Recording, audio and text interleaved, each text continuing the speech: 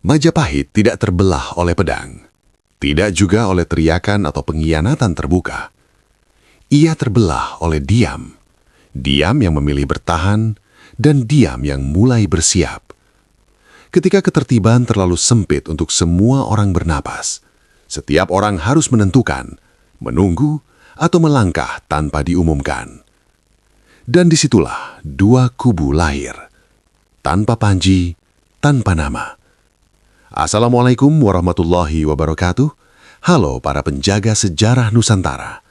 Semoga kalian selalu sehat, dijernihkan pikiran, dan dilapangkan rizkinya. Rizki yang halal, cukup, bersih, dan menenangkan hati. Di episode ini, kita akan melihat bagaimana perpecahan paling berbahaya seringkali tidak terdengar sama sekali. Jika kamu mengikuti kisah Majapahit ini dari awal, subscribe agar tidak tertinggal kelanjutannya. Like untuk mendukung riset dan produksi yang rapi, dan tulis di komentar. Kamu akan menunggu atau melangkah. Bagi kalian yang sudah subscribe channel ini, saya ucapkan banyak terima kasih. Dan saya doakan semoga kalian semua selalu dalam keadaan sehat, diluaskan rezekinya, dan bahagia selalu bersama keluarga tercinta. Mari kita mulai saja ceritanya. Tidak ada pengumuman pagi itu. Tidak ada jenderang yang dipukul lebih keras dari biasanya. Tidak pula utusan istana yang berlari membawa kabar genting. Majapahit terbangun seperti hari-hari sebelumnya, dalam keteraturan yang nyaris sempurna. Pintu-pintu Balairung dibuka tepat waktu. Para penjaga berdiri di posisi yang sama, dengan jarak langkah yang terukur, tombak tegak, wajah tenang. Para abdi dalam melangkah menyusuri lorong-lorong panjang istana, membawa catatan, peralatan, dan rutinitas yang telah mereka hafal, bahkan tanpa perlu berpikir. Segalanya tampak stabil, terlalu stabil. Dan disitulah kelompok pertama berada. Mereka adalah orang-orang yang memilih bertahan di dalam diam. Bukan karena mereka tidak melihat perubahan, bukan karena mereka tuli terhadap keganjilan yang mulai terasa, melainkan karena mereka percaya sepenuh hati bahwa ketertiban adalah satu-satunya benteng terakhir Majapahit. Bagi kelompok ini, kekacauan adalah musuh yang lebih berbahaya daripada musuh dari luar. Mereka telah menyaksikan bagaimana kerajaan-kerajaan lain runtuh bukan karena serangan besar, melainkan karena kegaduhan kecil yang dibiarkan tumbuh. Oleh sebab itu, ketika aturan menjadi lebih ketat, mereka tidak mempertanyakannya. Ketika perintah terasa semakin kaku, mereka justru menguatkan disiplin. Ini hanya fase, pikir mereka. Negara besar selalu melewati masa pengetatan. Dalam keyakinan itu, mereka menemukan ketenangan. Ketertiban bagi mereka bukan sekedar aturan, melainkan napas negara. Selama istana tetap rapi, laporan tersusun, upacara berjalan tanpa celah, dan wajah-wajah pejabat tetap terkendali, maka Majapahit masih utuh. Retakan apapun, menurut mereka, hanya bersifat sementara. Dan karena itulah mereka memilih menunggu. Menunggu bagi kelompok ini bukan tanda ketakutan.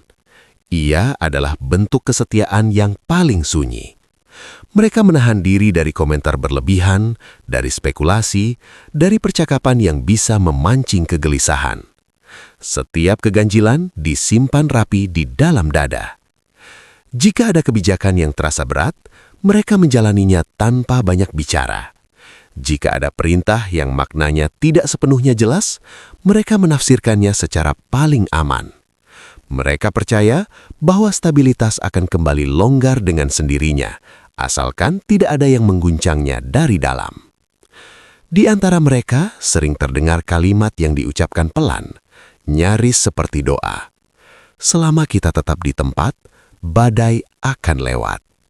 Dan mereka sungguh percaya pada itu. Dari luar, kelompok ini adalah wajah Majapahit yang paling meyakinkan. Mereka menjaga agar istana tetap terlihat berfungsi seperti biasa. Sidang berlangsung tepat waktu, administrasi berjalan rapi. Tidak ada laporan yang melonjak tajam, tidak ada angka yang terlihat mencurigakan. Segalanya tampak terkendali. Para pejabat di lingkaran ini memastikan bahwa setiap persoalan yang muncul dipoles dengan bahasa yang menenangkan. Masalah tidak dihilangkan, tetapi diringkas. Ketegangan tidak disangkal, namun diredam dengan istilah-istilah yang terdengar teknis dan sementara. Bagi mereka, menjaga ketenangan tampilan adalah tugas moral. Sebab kegaduhan sekali dilepaskan tidak pernah bisa dikendalikan sepenuhnya. Dan selama istana masih berdiri dalam irama yang sama, mereka merasa telah melakukan hal yang benar. Namun ketertiban yang dijaga tanpa jeda, tanpa ruang bernafas, perlahan berubah menjadi beban.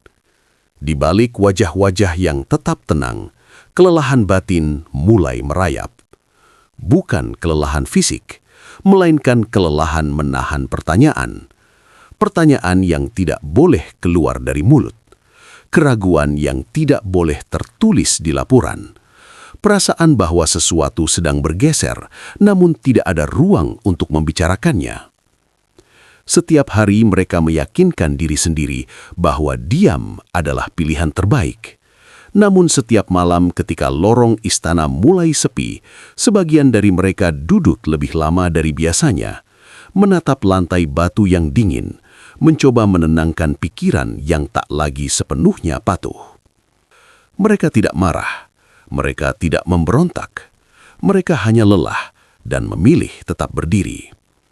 Penting untuk dipahami, kelompok ini bukanlah penjaga tirani. Mereka bukan orang-orang yang menikmati kekakuan. Sebagian besar dari mereka justru percaya bahwa dengan bertahan, mereka sedang melindungi banyak orang dari kekacauan yang lebih besar. Mereka menganggap diri sebagai penyangga, sebagai dinding penahan gelombang. Jika ada yang harus menahan tekanan paling besar, biarlah mereka. Dalam hati mereka ada keyakinan sederhana. Selama Majapahit tidak runtuh hari ini, maka semua pengorbanan sunyi itu layak dijalani. Dan karena itulah mereka tetap tinggal, tetap patuh, tetap rapi, bahkan ketika kejelasan mulai berkabur. Namun diam ketika terlalu lama dipelihara, mulai memiliki bobotnya sendiri. Ia bukan lagi sekedar ketenangan, melainkan sesuatu yang menekan dari dalam. Kelompok ini belum menyadarinya sepenuhnya, tetapi keputusan untuk terus bertahan telah membentuk arah yang tidak bisa dengan mudah dibelokkan. Mereka telah memilih posisi, bukan dengan teriakan, bukan dengan sumpah, melainkan dengan kesediaan untuk tetap berada di tempat, apapun yang terjadi. Dan di saat yang sama, tanpa mereka sadari, di sisi lain Majapahit, ada diam yang tidak lagi bertahan, melainkan mulai bergerak. Jika kelompok pertama memilih diam untuk bertahan, maka kelompok ini memilih diam untuk membaca. Mereka tidak muncul sebagai barisan, tidak pula membentuk lingkaran atau pertemuan resmi. Bahkan tidak semua dari mereka saling mengenal. Namun satu hal menyatukan mereka. Perasaan bahwa menunggu saja tidak lagi cukup. Di permukaan, tidak ada perbedaan mencolok antara mereka dan kubu yang bertahan. Mereka tetap menjalankan perintah, tetap hadir di tempat masing-masing, tetap menunjukkan sikap patuh yang nyaris sempurna. Jika seseorang melihat sepintas, mereka tampak sama, tenang, rapi, dan tidak menonjol. Namun di balik kepatuhan itu, ada satu perbedaan halus, nyaris tak terlihat. Mereka tidak lagi menelan aturan sebagai kepastian, melainkan membacanya sebagai isyarat. Setiap ketentuan diperhatikan bukan hanya apa bunyinya, tetapi mengapa ia muncul dan kemana arahnya. Diam mereka bukan kepasrahan. Diam mereka adalah kewaspadaan. Mereka mulai memperhatikan hal-hal kecil yang luput dari catatan resmi. Perintah yang datang sedikit lebih cepat dari biasanya. Keputusan yang terasa terlalu rapi untuk situasi yang rumit. Ketiadaan penjelasan di saat penjelasan justru dibutuhkan. Mereka membaca jarak antara kata dan maksud. Di atas lontar, kalimat-kalimat terlihat tegas, namun di sela-selanya ada ruang kosong, dan justru di ruang itulah mereka menaruh perhatian. sebab pengalaman mengajarkan bahwa perubahan besar jarang diumumkan dengan jelas. Ia datang sebagai kebiasaan baru yang pelan-pelan dianggap wajar. Kelompok ini memahami satu hal penting. Aturan tidak selalu gagal karena dilanggar. Seringkali ia gagal karena dijalankan tanpa konteks. Tidak ada persiapan senjata, tidak ada pengumpulan kekuatan, tidak ada janji setia yang diucapkan. Yang ada hanyalah langkah-langkah kecil. Seseorang mulai menyimpan catatan tambahan, bukan untuk dilaporkan, melainkan untuk diingat. Seseorang lain menunda satu keputusan kecil, sekadar memberi waktu untuk melihat dampaknya. Yang lain lagi mulai memastikan bahwa jika keadaan berubah tiba-tiba, ia tahu harus berdiri di mana. Semua ini tidak melanggar aturan, tidak satu pun bisa disebut pembangkangan. Namun, jika disatukan, langkah-langkah kecil itu membentuk sesuatu yang berbeda. Kesiatan. Kelompok ini tidak membenci Majapahit, justru sebaliknya, mereka mencintainya dengan cara yang lebih gelisah. Mereka takut bahwa ketertiban yang terlalu kaku akan patah ketika ditekan oleh kenyataan yang tidak mau tunduk. Bagi mereka, kesiapan adalah bentuk tanggung jawab. Jika hari ini masih bisa menunggu, mereka akan menunggu. Namun jika besok menuntut pilihan, mereka tidak ingin berdiri kosong. Dan karena itulah, mereka mulai menyiapkan diri, bukan untuk menyerang, melainkan agar tidak terseret tanpa arah. Dalam percakapan singkat, yang seringkali terpotong oleh kesunyian, mereka tidak berbicara tentang rencana. Yang mereka bicarakan adalah kemungkinan. Jika keadaan berubah, kalau perintah datang mendadak, andai keputusan itu tidak bisa dijalankan sepenuhnya, kalimat-kalimat itu tidak pernah diselesaikan. Tidak perlu, setiap orang mengerti ujungnya. Diam mereka menjadi ruang berpikir bersama, meski tanpa koordinasi. Dan disitulah letak bahayanya sekaligus kekuatannya. Tidak ada pusat, tidak ada pemimpin, tidak ada satu suara yang bisa dipatahkan. Perbedaan paling nyata dari kubu ini bukanlah apa yang mereka lakukan, melainkan apa yang tidak mereka laporkan. Beberapa persoalan diselesaikan lebih cepat di lapangan, sebelum sempat naik ke istana. Beberapa keputusan kecil diambil dengan pertimbangan situasi nyata, bukan semata-mata bunyi aturan. Tidak untuk melawan, melainkan untuk mencegah keadaan memburuk. Istana tetap menerima laporan yang rapi. Namun kenyataan di bawahnya mulai memiliki lapisan kedua, lapisan yang tidak tercatat. Dan semakin sering itu terjadi, semakin jelas bahwa ada ritme baru yang mulai terbentuk. Ritme yang tidak sepenuhnya sejalan dengan pusat. Tidak ada satupun dari mereka yang berkata, kita berbeda. Namun masing-masing merasakannya. Mereka sadar bahwa jika suatu hari keadaan memaksa pilihan, mereka tidak akan memilih dengan cara yang sama seperti kubu yang bertahan. Bukan karena lebih berani, bukan pula karena lebih benar, melainkan karena mereka telah lebih dulu menerima kemungkinan bahwa keadaan bisa memburuk. Kesadaran itu sunyi, namun ia menetap. Ironisnya, semua ini terjadi ketika Majapahit masih terlihat kuat. Tidak ada perang, tidak ada kerusuhan terbuka, tidak ada tanda runtuh yang bisa ditunjuk dengan jari. Justru karena itulah, kubu ini bergerak dalam diam. Mereka tahu, perubahan paling menentukan sering datang ketika semua orang merasa masih punya waktu. Dan mereka tidak ingin terkejut saat waktu itu habis. Di titik ini, Majapahit belum terbelah secara nyata. Namun, dua cara menunggu telah lahir.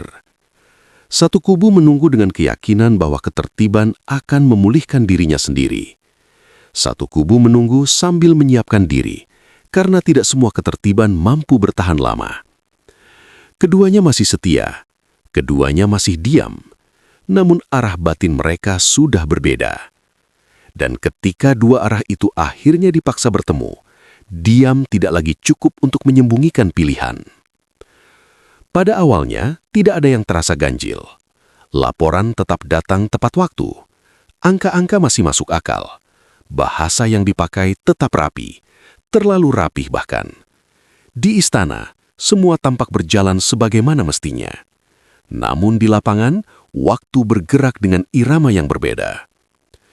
Setiap pekan, gulungan laporan dibentangkan di hadapan para pejabat. Tidak ada kebohongan di sana. Tidak ada angka yang dimanipulasi.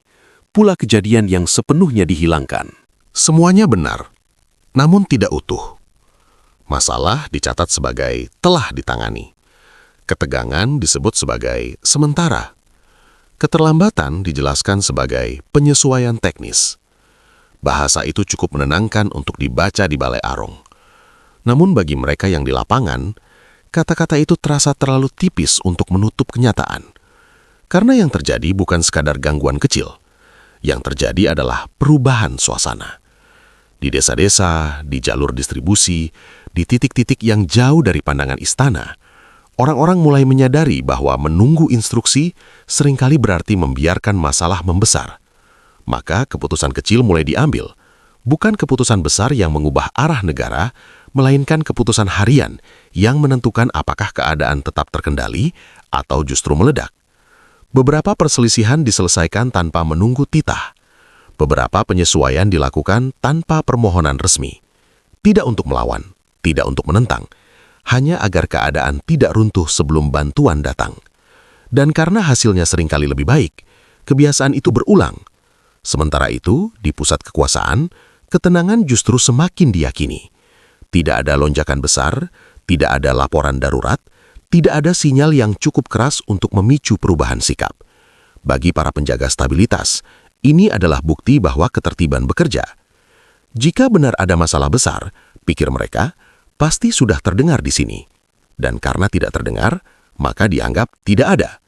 Kepercayaan pada sistem semakin menguat, bukan karena sistem diuji dan diperbaiki, melainkan karena ia belum diguncangkan secara terbuka. Yang tidak disadari istana adalah satu hal penting, jarak.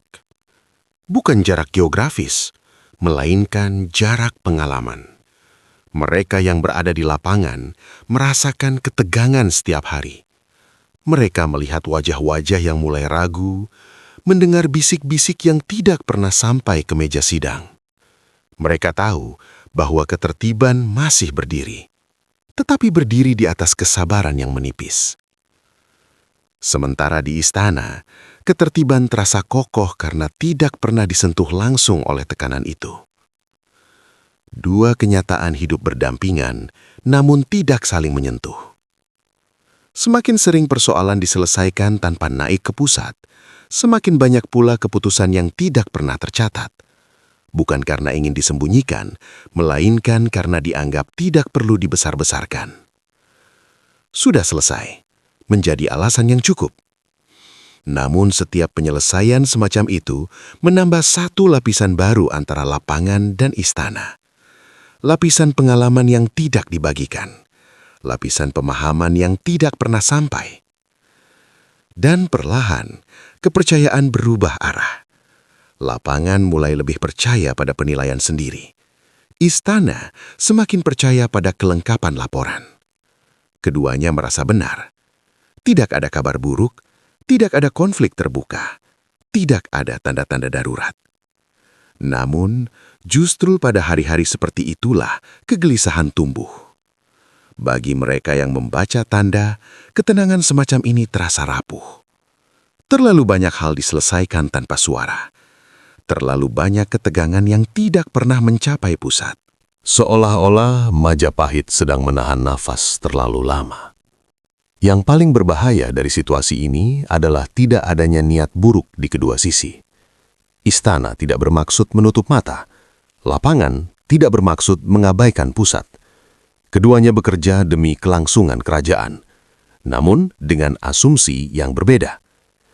Istana percaya jika sistem dijaga, semua akan kembali normal. Lapangan percaya jika keadaan tidak ditangani segera, sistem justru akan runtuh. Dan karena tidak ada ruang yang cukup aman untuk mempertemukan dua keyakinan itu, jarak pun terus melebar. Belum ada pertentangan terbuka. Belum ada perintah yang ditolak. Belum ada sikap yang secara jelas menyimpang. Namun, sesuatu telah berubah. Lapangan dan istana tidak lagi bergerak dengan irama yang sama. Mereka masih saling terhubung, tetapi tidak lagi saling memahami sepenuhnya. Seperti dua tangan yang masih memegang benda yang sama, namun menarik ke arah yang berbeda, perlahan, tanpa hentakan.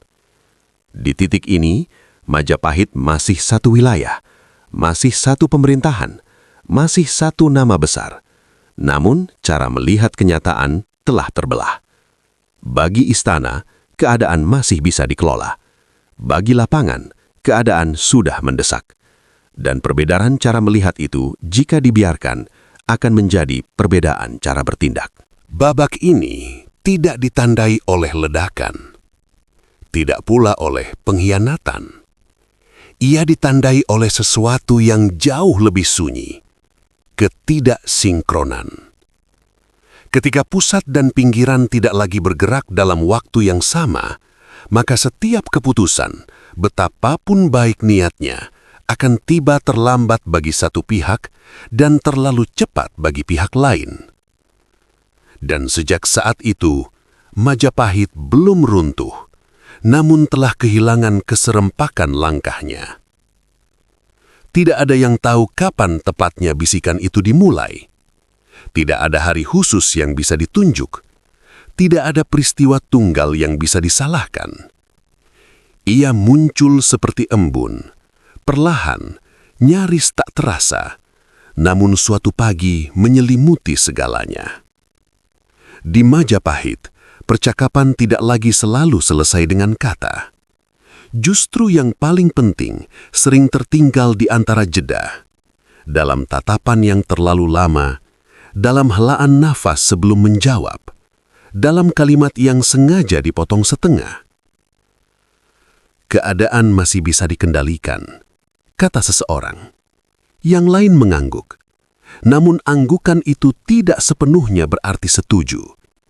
Di sanalah bisikan mulai hidup, bukan sebagai suara, melainkan sebagai rasa yang berpindah dari satu orang ke orang lain. Tidak ada yang bertanya langsung di forum resmi. Tidak ada yang mengangkat tangan dan berkata lantang. Semua pertanyaan penting justru beredar di luar ruang-ruang keputusan. Sampai kapan kita menunggu? Jika perintah itu datang, apakah kita siap? Kalau keadaan memburuk, siapa yang akan bertanggung jawab? Pertanyaan-pertanyaan itu tidak mencari jawaban. Mereka hanya ingin diakui keberadaannya. Dan karena tidak pernah diakui secara resmi, mereka terus berputar, dari lorong ke halaman, dari pasar ke beranda rumah, dari satu malam ke malam berikutnya.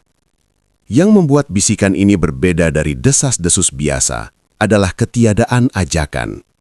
Tidak ada yang berkata, mari kita lakukan ini. Tidak ada pula yang berani menyebutkan arah. Yang ada hanyalah pengakuan sunyi bahwa banyak orang merasakan hal yang sama. Ketika seseorang berujar pelan, ada yang tidak beres, dan yang lain menjawab, aku juga merasakannya. Disitulah bisikan menemukan bentuknya. Ia tidak memerintah, ia tidak menggerakkan, ia hanya menyatukan kegelisahan. Di pusat kekuasaan, suasana masih tampak terkendali. Sidang berjalan seperti biasa, tata krama dijaga, bahasa tetap halus. Tidak ada laporan yang cukup jelas untuk memicu kewaspadaan terbuka. Dan karena bisikan tidak pernah naik sebagai suara resmi, istana menganggapnya tidak ada. Atau mungkin lebih tepat, memilih tidak mendengarnya. Sebab mengakui bisikan berarti mengakui bahwa ketertiban tidak lagi sepenuhnya dipercaya. Dan pengakuan semacam itu jauh lebih mengancam daripada laporan tentang kekurangan logistik atau keterlambatan teknis. Bisikan tidak membutuhkan bukti. Ia hidup dari pengalaman sehari-hari, dari ketegangan yang dirasakan tetapi tidak bisa ditunjukkan, dari keputusan-keputusan kecil yang diambil diam-diam dan ternyata berhasil, namun tidak pernah dibahas. Orang-orang mulai mempercayai rasa mereka sendiri lebih daripada laporan resmi.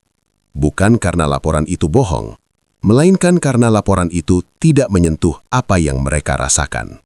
Dan ketika rasa menjadi sumber kebenaran bersama, ketertiban mulai kehilangan cengkramannya. Yang paling berbahaya dari bisikan ini adalah sifatnya yang tidak terorganisir. Tidak ada pemimpin, tidak ada pusat, Tidak ada arah tunggal. Namun justru karena itulah ia menyebar dengan cepat. Satu orang tidak bisa dihentikan. Satu suara tidak bisa dibungkam. Karena yang bergerak bukan suara, melainkan kesadaran. Kesadaran bahwa banyak orang sedang menunggu sesuatu yang tidak pernah diumumkan. Di titik ini, diam tidak lagi berarti patuh. Ia berubah menjadi bahasa. Diam bisa berarti setuju. Diam bisa berarti ragu. Diam bisa berarti sedang menilai. Dan karena tidak ada cara pasti untuk membedakannya, setiap diam menjadi mencurigakan. Senyum terasa terlalu datar. Kesopanan terdengar terlalu mekanis. Kepercayaan yang dulu lahir dari keteraturan, kini justru melemah karenanya. Pada malam hari ketika obor-obor dinyalakan dan langkah-langkah meredah, pikiran justru menjadi paling bising. Banyak orang terjaga lebih lama dari biasanya, memikirkan hal-hal yang tidak pernah mereka ucapkan di siang hari. Bukan rencana, bukan perlawanan, hanya kemungkinan. Dan kemungkinan ketika dibiarkan tanpa wadah, bisa menjadi beban yang menekan dari segala arah. Tidak satu pun dari mereka yang merasa tidak setia. Justru karena setia, mereka gelisah. Mereka ingin Majapahit tetap berdiri, namun tidak tahu apakah cara yang sekarang ditempuh benar-benar mengarah ke sana. Pertanyaan itu tidak melahirkan tindakan, namun ia mengikis keyakinan lama.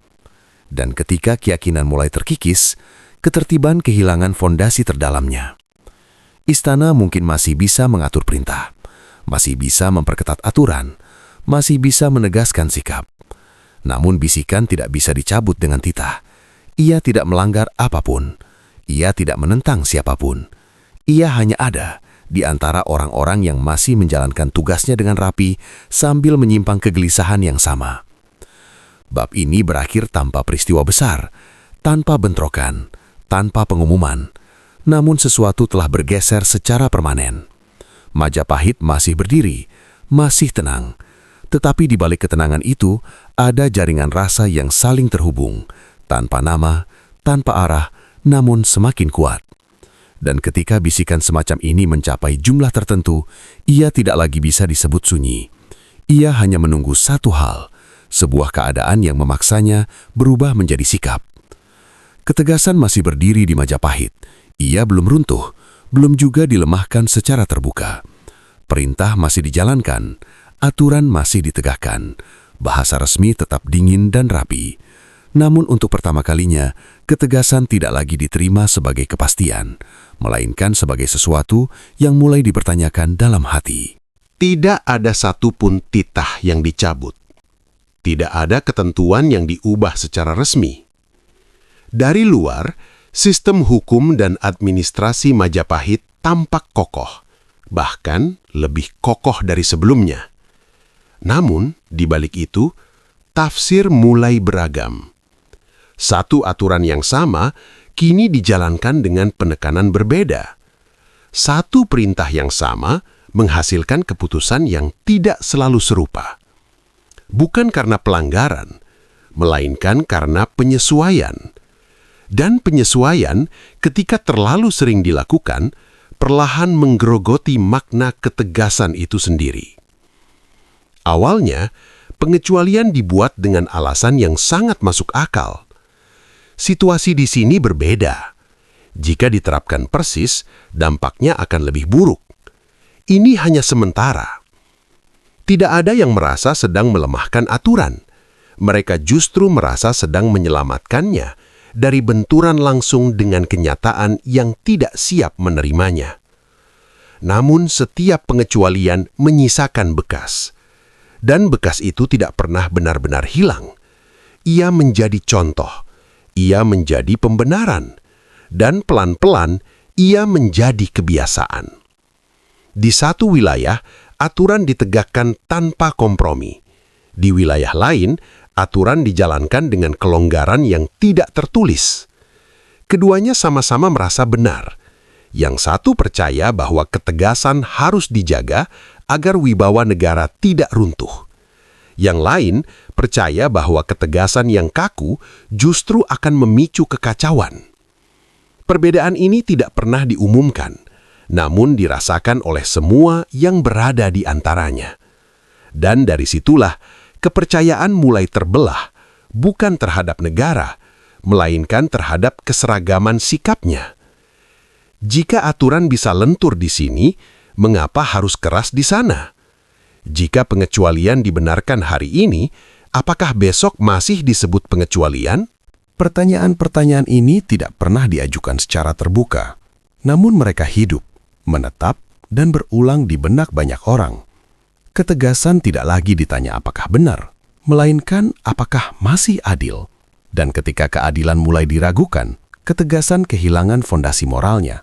Meski secara administratif, ia masih berdiri tegak. Di pusat kekuasaan, perubahan ini belum tampak sebagai ancaman. Namun ada rasa yang sulit dijelaskan bahwa perintah tidak lagi diterima dengan keyakinan yang sama seperti sebelumnya. Laporan tetap rapi, hasil tetap tercapai. Namun ada jeda tak kasat mata antara perintah dan pelaksanaan. Seolah-olah setiap titah kini melewati lapisan pertimbangan tambahan sebelum benar-benar dijalankan. Bagi sebagian pejabat, ini terasa wajar. Bagi sebagian lain, ini terasa berbahaya. Namun belum ada yang berani menyebutkannya dengan jelas. Ironisnya, semakin keras ketegasan dipertahankan secara formal, semakin pelan suaranya di dalam batin banyak orang. Dulu, aturan ditaati karena dipercaya. Kini ia ditaati karena dianggap perlu. Sementara, perbedaan ini sangat halus, tetapi menentukan. Sebab ketertiban yang bertahan karena kepercayaan jauh lebih kuat daripada ketertiban yang bertahan karena kebiasaan. Dan Majapahit mulai bergerak dari yang pertama ke yang kedua. Tidak ada yang merasa sedang berkhianat. Semua masih menjalankan tugasnya. Semua masih mengaku setia. Namun kesetiaan itu tidak lagi bulat. Ia terbagi antara patuh pada aturan dan patuh pada penilaian sendiri. Selama keduanya sejalan, tidak ada masalah. Namun ketika keduanya mulai berbeda arah, kebingungan pun lahir. Dan kebingungan, jika dibiarkan, akan mencari jalan keluarnya sendiri. Wibawa sejati tidak lahir dari hukuman, melainkan dari keyakinan bahwa aturan dibuat demi kebaikan bersama. Ketika keyakinan itu memudar, wibawa tinggal nama. Majapahit belum sampai pada titik itu, namun tanda-tandanya mulai terlihat. Perintah masih dihormati, tetapi tidak lagi ditunggu dengan rasa yakin. Dan ketika perintah tidak lagi diyakini, ia akan selalu kalah cepat dari keadaan. Dari luar, sistem Majapahit masih tampak sempurna. Tidak ada retakan besar, tidak ada kerusakan yang bisa ditunjuk. Namun di dalamnya, fondasi mulai melemah. Bukan karena serangan, bukan karena pengkhianatan, melainkan karena ketegasan yang tidak lagi sepenuhnya dipercaya oleh mereka yang justru paling patuh. Bab ini tidak ditutup oleh keputusan besar, tidak pula oleh penindakan keras. Ia ditutup oleh kesadaran sunyi bahwa sesuatu yang dulu kokoh kini perlu terus dijaga agar tidak runtuh. Dan menjaga sesuatu yang dulu berdiri dengan sendirinya adalah tanda pertama bahwa kekuatannya mulai berkurang. Majapahit masih tegas, masih utuh. Namun sejak saat itu, ketegasan tidak lagi berdiri di atas keyakinan yang sama. Ia berdiri di atas pertanyaan. Pagi itu, Majapahit terbangun seperti biasa. Kabut tipis menggantung rendah di halaman istana. Langkah para abdi dalam terdengar berirama. Tidak tergesa, tidak pula ragu. Gerbang dibuka sebagaimana mestinya. Upacara kecil berjalan tanpa celah. Tidak ada tanda bahwa kerajaan sedang berada di ambang sesuatu yang besar. Dan justru disitulah letak keanehannya. Karena di balik keteraturan yang masih terjaga itu, arah Majapahit tidak lagi tunggal. Tidak ada batas yang digambar di tanah. Tidak ada garis yang memisahkan siapa dengan siapa. Namun jika diperhatikan lebih dalam, langkah-langkah itu mulai bergerak dengan niat yang berbeda. Sebagian orang berjalan dengan keyakinan lama bahwa ketertiban harus dijaga apapun keadaannya, bahwa menunggu adalah bentuk kesetiaan tertinggi, bahwa selama negara masih berdiri, tidak ada alasan untuk mengubah sikap. Mereka tidak salah. Mereka juga tidak naif. Mereka hanya percaya bahwa sejarah berpihak pada mereka yang bertahan. Di sisi lain, ada mereka yang melangkah dengan kehati-hatian yang lebih dalam. Wajah mereka sama tenangnya, bahasa mereka sama tertibnya. Tidak ada tanda pembangkangan yang bisa ditunjuk. Namun di dalam diri mereka, ada satu perbedaan mendasar. Mereka tidak lagi mengandalkan ketertiban sebagai satu-satunya pegangan. Mereka bersiap bukan dengan senjata, melainkan dengan kemungkinan. Bukan dengan rencana terbuka, melainkan dengan kesiapan batin. Jika keadaan berubah, mereka tidak ingin menjadi orang terakhir yang menyadarinya. Yang paling menentukan dari pembelahan ini adalah ketiadaan rasa bersalah di kedua sisi. Kubu yang menunggu merasa sedang melindungi negara dari kegaduhan yang tidak perlu. Mereka yakin bahwa kegelisahan harus ditahan, bukan disebarkan. Bahwa negara besar tidak boleh bereaksi berlebihan terhadap ketidakpastian. Kubu yang bersiap merasa sedang melakukan hal yang sama, melindungi negara dari keterjekutan yang lebih berbahaya. Mereka yakin bahwa menutup mata terhadap tanda-tanda hanya akan membuat luka lebih dalam ketika akhirnya terbuka. Keduanya setia, keduanya tulus, namun kesetiaan mereka tidak lagi berjalan beriringan. Jika seseorang datang dari jauh dan melihat Majapahit hari itu, ia akan melihat kerajaan yang utuh. Tidak ada asap pemberontakan, tidak ada suara senjata, tidak ada kekacauan di jalan-jalan. Pasar tetap buka, lumbung tetap dijaga, istana tetap menjadi pusat arah. Semua tampak seperti biasa. Namun di balik tampilan itu, Majapahit telah berubah dari satu kehendak menjadi dua kecenderungan. Dan perubahan semacam itu tidak pernah langsung terlihat. Dulu, perintah dari pusat bergerak cepat dan diterima dengan keyakinan yang sama di semua tempat. Kini, perintah yang sama bisa ditafsirkan dengan dua sikap batin. Yang satu melihatnya sebagai kepastian, yang lain melihatnya sebagai salah satu kemungkinan. Akibatnya, langkah-langkah tetap bergerak ke tujuan yang sama, namun dengan ritme yang berbeda. Dan sejarah mencatat, ketika ritme tidak lagi serempak, arah cepat atau lambat akan menyimpang. Tidak ada teriakan di Majapahit, tidak ada bentrokan, namun ketegangan terasa, bukan di telinga, melainkan di dada. Dalam jeda sebelum menjawab, dalam cara orang berhenti berbicara ketika topik tertentu muncul, dalam tatapan yang cepat dialihkan. Semua orang tahu, ada sesuatu yang berubah. Tidak ada yang menyebutkannya. Dan ketegangan yang tidak pernah disebut seringkali justru yang paling sulit diredakan. Dalam diam itu, dua wajah kesetiaan berdiri berhadapan, tanpa saling menyalahkan. Yang menunggu percaya bahwa waktu akan memulihkan keadaan.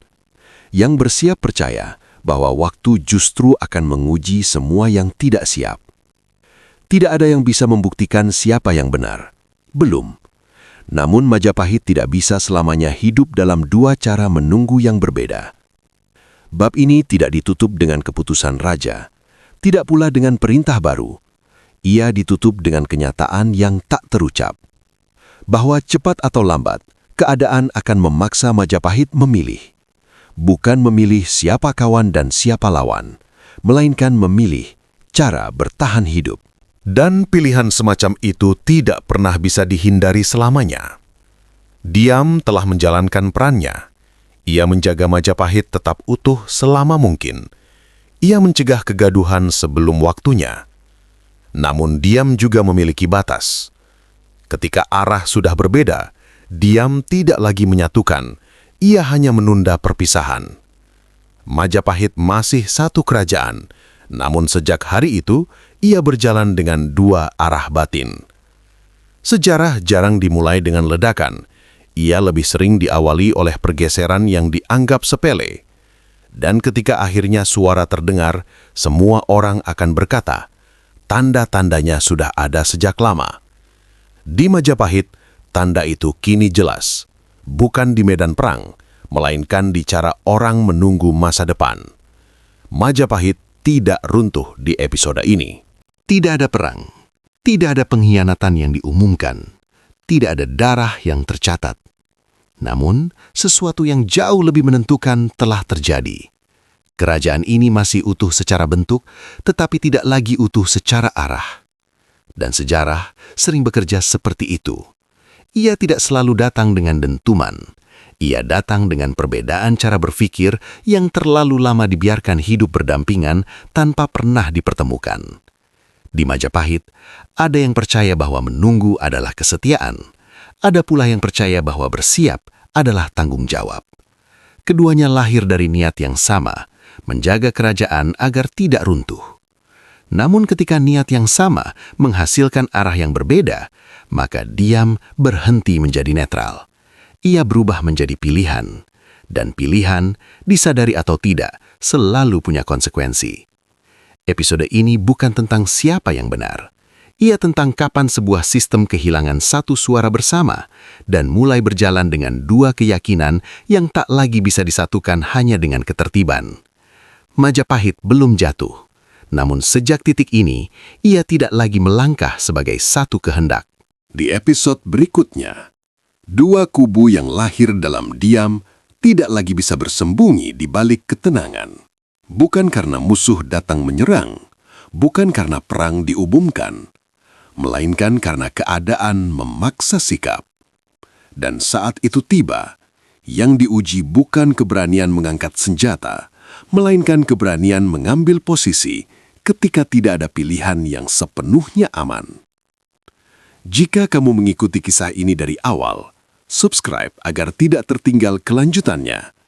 Like untuk mendukung riset dan narasi sejarah yang rapi dan bertanggung jawab. Dan tulis di kolom komentar. Menurutmu, dalam situasi seperti ini, menunggu atau melangkah? Komentarmu bukan sekedar pendapat. Ia adalah cermin dari pilihan yang juga pernah dihadapi oleh kerajaan-kerajaan besar di masa lalu dan oleh kita hari ini. Sampai bertemu di episode berikutnya, saat diam tidak lagi cukup dan sejarah mulai menuntut jawaban. Terima kasih sudah menonton. Wassalamualaikum warahmatullahi wabarakatuh.